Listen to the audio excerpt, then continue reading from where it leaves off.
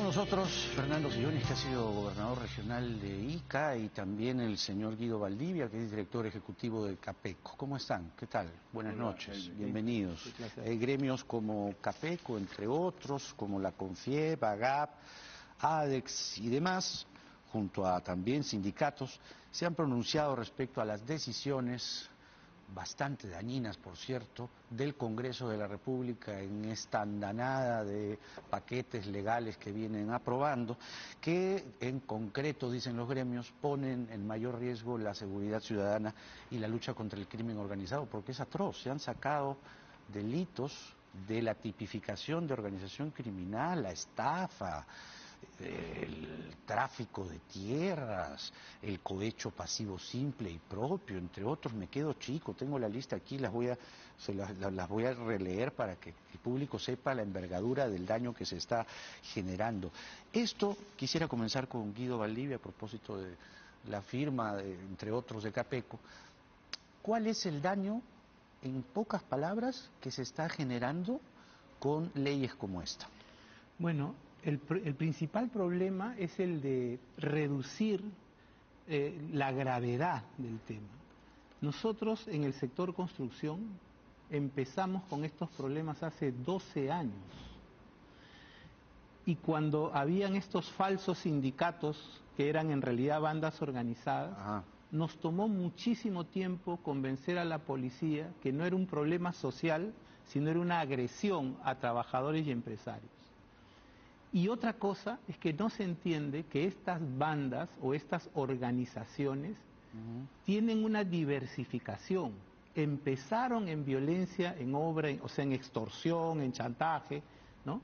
Pasaron a tráfico de tierras y luego a extorsionar a todos. Ahora inclusive tienen negocios. Entonces a las empresas constructoras a veces les dicen: acá tienes que comprar tus materiales. O sea, es un negocio diversificado, entre comillas negocio, y separar las cosas es un tremendo error, porque ellos trabajan en una serie de frentes, todos delincuenciales.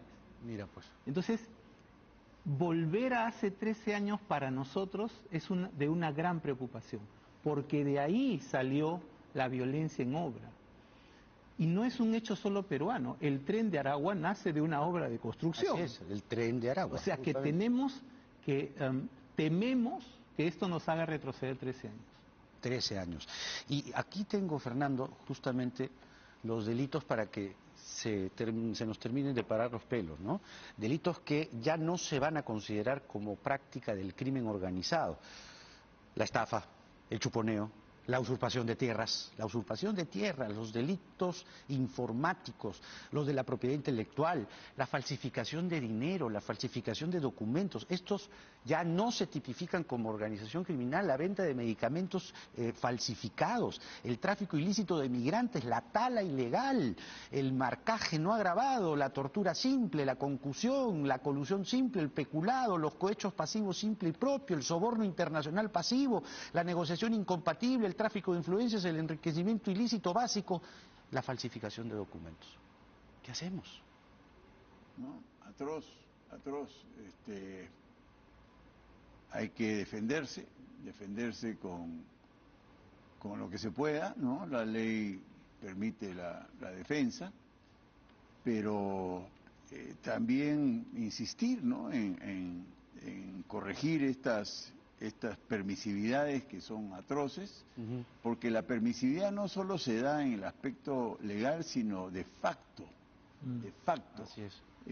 Nosotros, a través de Cívica, hemos hecho muchas denuncias a bloqueos de carreteras con mucha violencia, ¿no? Incendios de ambulancias, con heridos dentro, vehículos con niños apedreados. Todo eso hemos denunciado. Y a pesar de sí estar tipificado como delito, la Fiscalía tampoco... O sea, igual que esté tipificado, es lo mismo. Es lo mismo. Pero ahora va a ser peor, pues. Ahora es peor, pues, ¿no? O sea, no vamos hacia adelante como se dice, sino vamos para atrás, ¿no? Sí. Y por ejemplo, en esta interesantísima encuesta que le han hecho en Semana Económica gracias a Ipsos, a los más importantes CEO de las empresas.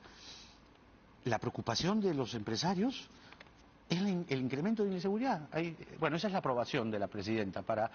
Esto es un dato también muy revelador. El 2023 el 71% de los empresarios la aprobaban, ahora solo el 12%, o sea, se ha volteado de una forma drástica y dramática. La desaprobación es de 29% en el 2023 y ahora es de 87%. Es decir, los empresarios que veían, digamos, con cierta benevolencia a la presidenta hoy ya no creen lo mismo, porque como les decía en otra de las preguntas, el incremento de la inseguridad es el primer gran problema con 34%. Vamos de mal en peor, pero ¿cómo podemos, como sociedad organizada, ¿no?, sociedad civil, detener esto? O sea, ¿o ya no hay vuelta atrás? Bueno, hay que involucrarnos, ¿no? Y una de las cosas que nosotros hemos tratado, este grupo de gremios empresariales y sindicales, es, por ejemplo, que nosotros podamos participar en el Consejo Nacional de Seguridad Ciudadana.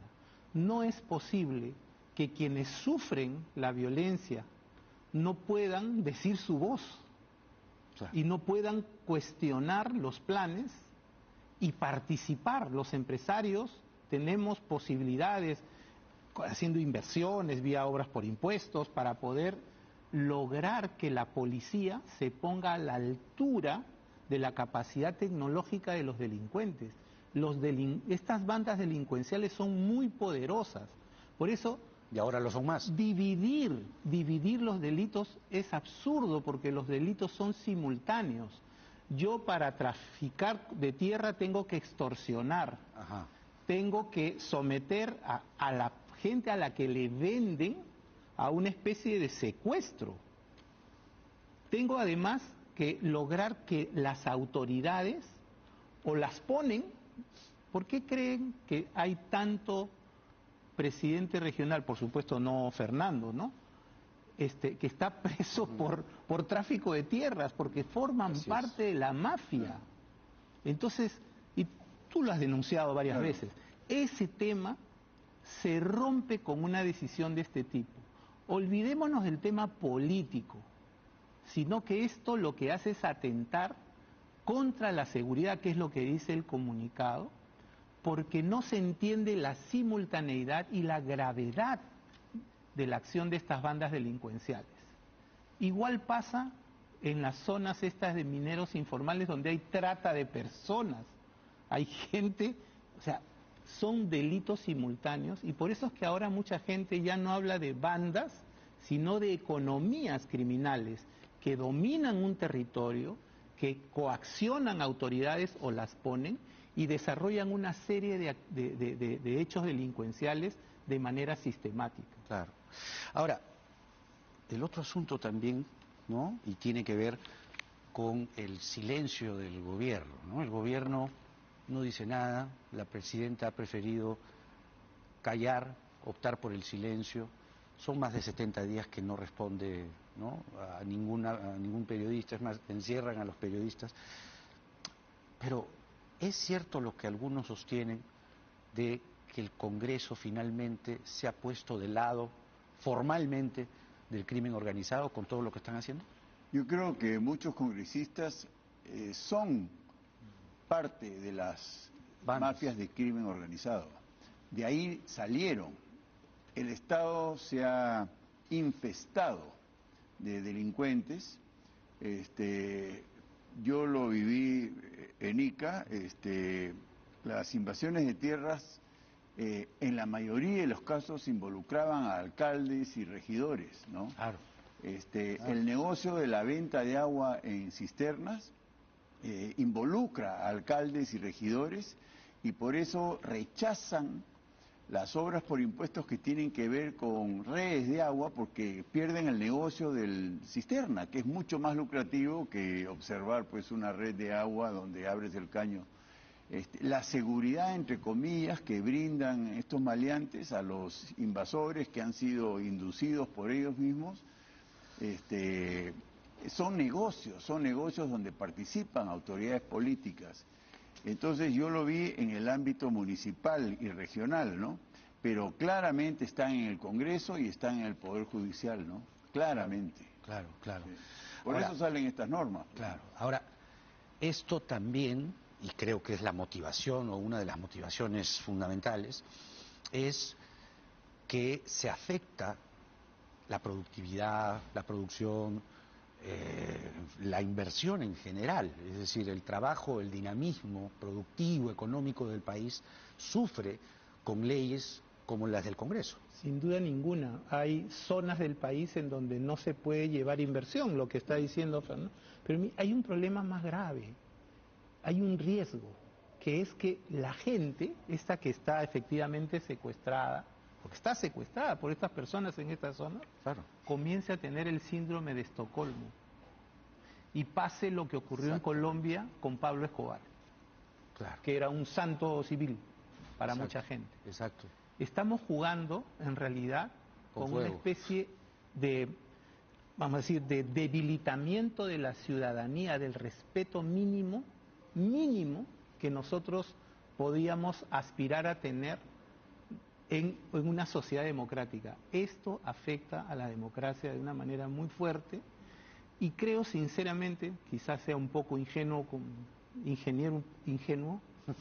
que no se ha medido en el Congreso, por ver seguramente algún problema en particular, no se ha medido todas las consecuencias que esto puede tener. Entonces, yo creo que hay que invocar a una reflexión, pero en el tema de la violencia, estos gremios empresariales y sindicales estamos trabajando una propuesta integral. Por eso queremos que nos escuchen y debatir. Dialogar no es pactar, decían antes, y necesitamos debatir. Lamentablemente, el enfrentamiento que tenemos, no como políticos, sino como sociedad, nos impide dialogar.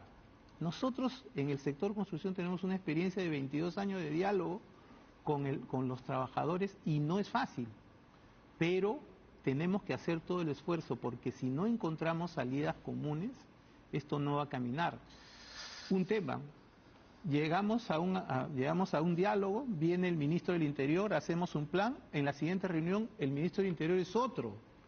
Claro. Entonces, ¿cómo puedes trabajar si no hay diálogo, si no hay instancias?